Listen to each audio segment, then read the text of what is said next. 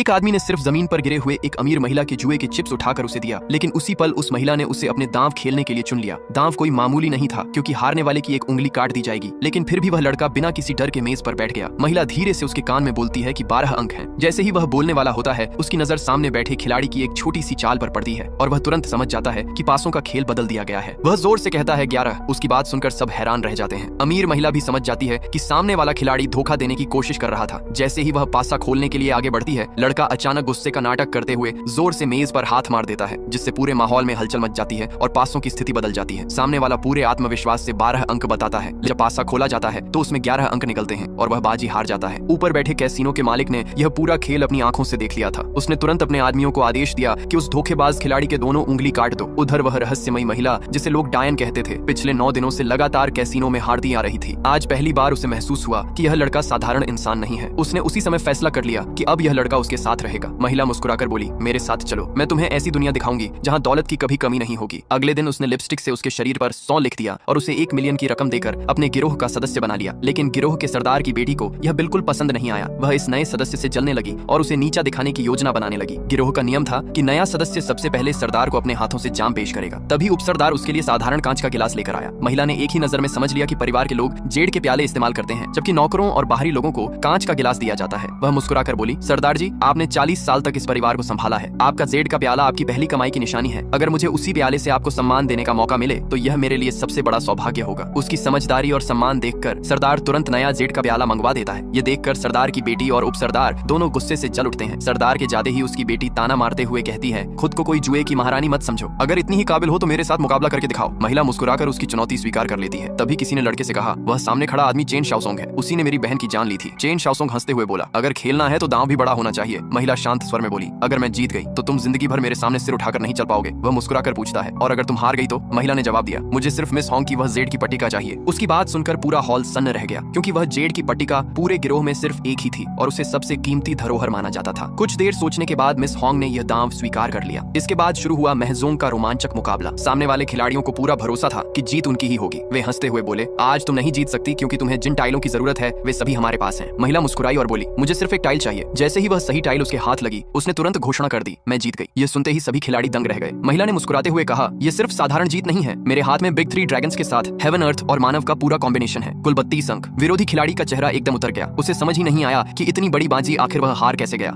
इस फोटो के लिए लाइक, सब्सक्राइब।